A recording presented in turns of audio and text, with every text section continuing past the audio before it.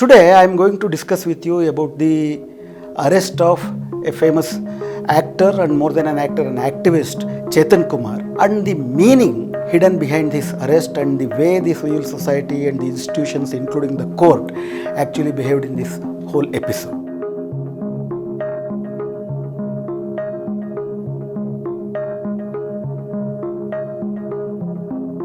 Actor Chetan Kumar hails from a family whose parents are, whose grandfathers are also grandparents are freedom fighters, and his parents are doctors based in America.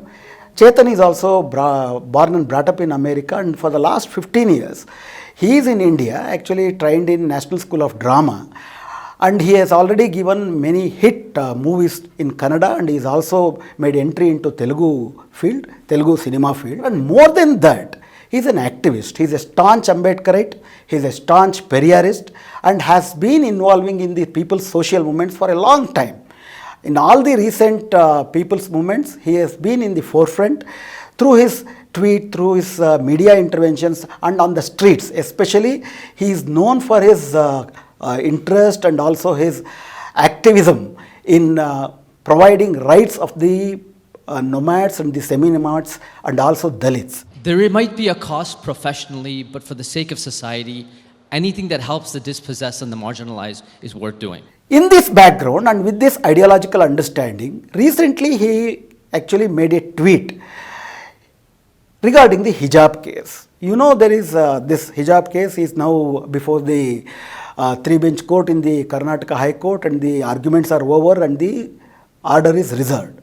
One of the judge in this three-bench is one Justice Krishna Sripad Dikshit. In 2020, June 22nd, he allowed the anticipatory bail of Mr. Rakesh in a rape case. And in that particular case, he made a remarks about the complainant, raising doubts about her character and chastity.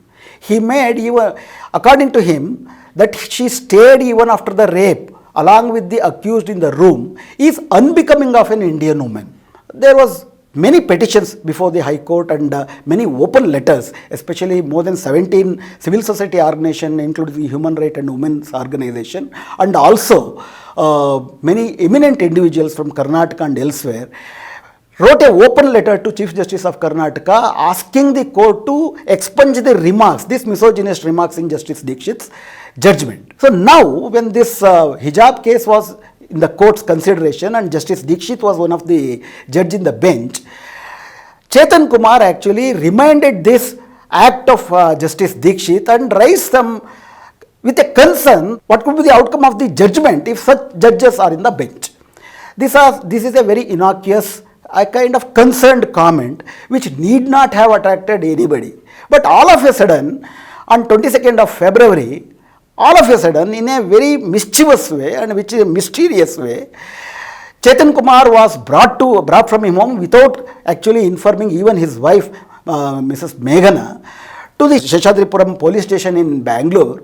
And for the whole 6 hours, whereabouts of Chetan was not informed to Meghana, his wife also, and the whole of Karnataka was perplexed what's happening. People asked if he is arrested on whose complaint. There was no complainant also. Late in the night, finally, police inspector Mr. Ravi gives a complaint, and a FIR was registered suo moto by the police, actually accusing Chetan Kumar under 505 and 505(2), which amounts to inciting enmity between the two communities and also creating suspicion about the judiciary and also contempt of court. Police family ge inform ಮಾಡಿಲ್ಲ. He opened the door and they took him. ನಾನು ಮನೆಯಲ್ಲಿ ಇದ್ದೆ, ನನ್ನ room ಗೆ ಕೂಡ ಅವರು ಹೇಳೋಕೆ chance ಕೊಡಿಲ್ಲ, ನಾನು ಒಂದು ಫೋನ್ ಮಾಡಕ್ಕೆ ಚಾನ್ಸ್ ಕೊಟ್ಟಿಲ್ಲ. Whether criticizing any judge's judgment amounts to contempt of court. There are two types of contempt of court where if the government does not implement the court order, the civil contempt is very much welcome and it is needed. But if a criticism, that too not a personal criticism but a kind of a criticism, a comment and a critic on the understanding of the judgment, understanding of the case or the impact of the judgment does not attribute to any kind of contempt of court. We have this great case of Daily Mirror in 1987 in London, in Britain, where a Daily Mirror magazine brought out a cover page story accusing 3 judges who actually gave an injunction order about the book not to be published, Spycatcher, where the Daily Mirror actually said that these judges who gave that order are old fools. When Mr. Karti Chidambaram, son of P. Chidambaram, was given bail in the Delhi High Court, the bail order was given by the division bench and one of the judge was Muralidhar, he tweeted with a rumor asking if Judge Muralidhar was a junior of Chidambaram when he was practicing law. This was a rumor, this was not a fact. Even then this tweet, there was no complaint against him. Finally, the court itself came out with a statement that it is a false statement and it is a ill-intentioned rumor mongering, and it actually in that sense intervened in the judicial determination or judicial functioning of a judge. But no case was filed against Mr. S. Gurumurthy. On the other hand, you might also remember during 2012, Mr. Arun Jaitley, who was then the opposition leader in the Rajya Sabha, made an open statement that in Supreme Court, many of the judges know law and most of the judges know law minister, indicating that people who are sitting judges in the Supreme Court came through favoritism without the knowledge of law, without the required legal acumen. But no action was taken against him. In the whole history, if you see in the Indian judiciary, we could see 3 important episodes where there was a punishment given to the contempt of court case. One was Arundhati Roy's famous case where one night punishment was given to her to go to the jail because she actually commented on the judgment by the 3-judge bench of the Supreme Court where the Darbada judgment went in favor of the corporates, and she said that judiciary helped the corporates. Then you see 1 rupee fine was actually imposed on Prashant Bhushan when he said that if somebody writes the history of the democratic degeneration of India, the role of the preceding 4 Supreme Court Chief Justices will be illustrated. He was actually fined with 1 rupee in the Justice Arun Mishra's bench. And finally now see Chetan Kumar, where it is not a case of contempt of court directly, but for making a comment which is very much argued well and which is very logical, because a judge who have a misogynist understanding of rape and the women's rights sitting in the bench of dealing with women's rights because it is about the hijab case. But if such a sentiment of concern is expressed, he is sent to jail. It is not a punishment given to Mr. Chetan, it is actually a message to whole of the civil society of Karnataka, may not be only Karnataka because now hijab case is national and international. No judge should be criticized for their prejudice, their ideology, because it is supposed that your personal ideology, in fact, Justice Krishna Iyer made a very famous statement, what is independence of the court? Independence is not just from the executive, independence from my own beliefs.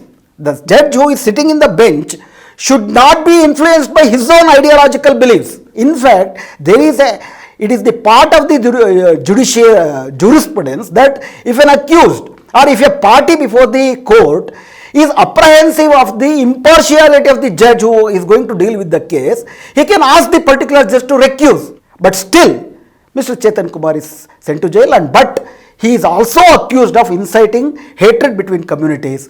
But I should bring to the notice of the larger audience in this country, since last 1 month, Karnataka has seen such a blatant, venomous statement made by not only the Bajrang Dal leaders, not only some RSS leaders, the sitting MPs, sitting MLAs, ministers, making statements to the effect that the Muslims are the main enemies of this country. In fact, MP Tejasvi Surya in Udupi, in one of the mud, he made a statement to the effect that Muslim problem in India should actually require a final solution.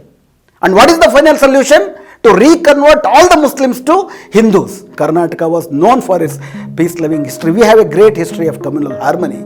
But nowadays, after Mr. Bommai became the chief minister, Karnataka is competing with Uttar Pradesh and Gujarat as a front runner for the Hindu Rashtra ethos. Corruption is that way secular. In that sense, if the government changes, the value, the judgment also changes because there is corruption. But if there is an ideological indoctrination in the institutions like the courts, India is heading towards a very dangerous situation, and the developments in Karnataka is only another example of what's happening in this country and how the civil society, which wants India to be retained as a secular democratic India, they should be very cautious about this development.